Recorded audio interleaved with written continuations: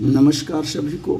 मैं मत्तू केवट। मैं आज आपको इस वीडियो के माध्यम से देखिए 3 मूर्तियां, इसका वाचन मैं आपको करके सुना रहा हूं। तो आइए हम सुनते हैं कि 3 मूर्तियां इसके माध्यम से क्या हमें समझाया गया है कि मनुष्य को किस तरह से रहना चाहिए। आदमी भी 3 तरह के होते हैं, जो एक कान से सुनकर दूसरे कान से निकाल देता है वह कभी समझदार नहीं हो सकता, और जो एक कान से सुनकर मुंह से निकाल देता है वह थोड़ा समझदार होता है, और जो एक कान से सुनकर मन में धारण कर लेता है वह पूरा समझदार होता है। तो इन 3 मूर्तियों के माध्यम से ये समान 3 मूर्तियां हैं, इसके माध्यम से बताया गया है कि मनुष्य को किस तरह से रहना चाहिए। तो आइए हम इसका वाचन करते हैं।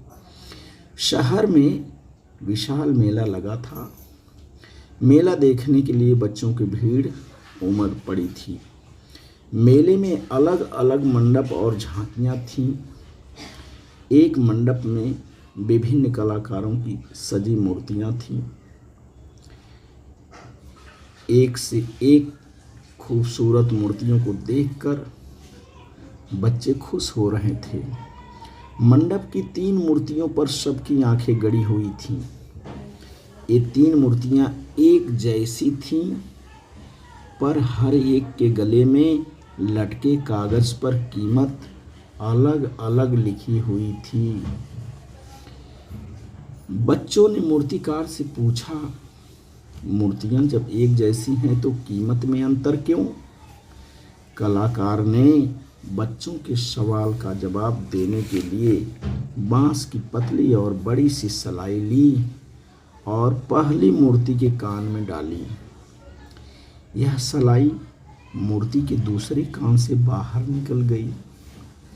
दूसरी मूर्ति के कान में भी सलाई डाली, वह उसके मुंह से निकल गई। तीसरी के कान में सलाई डाली, वह अंदर ही रह गई। कलाकार ने अब बताया कि तीनों मूर्तियां भले ही एक जैसी दिखती हैं, लेकिन सलाई डालते ही तीनों के अंदर का पता चल जाता है। जिस मूर्ति के कान में डाली गई सलाई दूसरे कान से निकल गई, उसकी कीमत 50 रुपये इसलिए है क्योंकि यह कुछ भी ग्रहण नहीं करती है। दूसरी की कीमत 500 रुपये है कि यह सुनकर कुछ ग्रहण करती है। तीसरी की कीमत 5000 रुपये इसलिए है क्योंकि यह सुना हुआ पूरा ग्रहण करती है।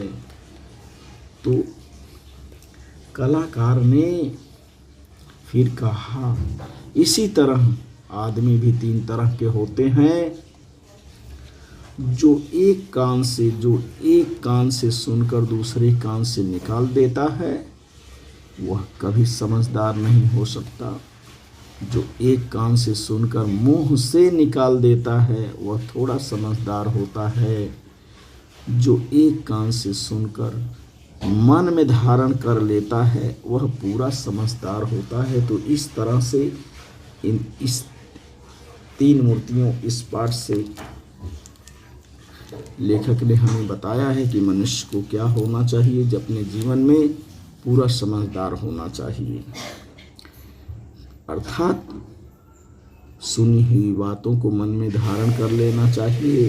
तो इस तरह से इस वीडियो के माध्यम से आप इसका वाचन करिए, लेखन करिए, श्रवण करिए, और मेरे आगे आने वाले वीडियो के लिए आप मेरे चैनल को लाइक करें, सब्सक्राइब करें, बेल आइकन को दबाएं। धन्यवाद सभी को।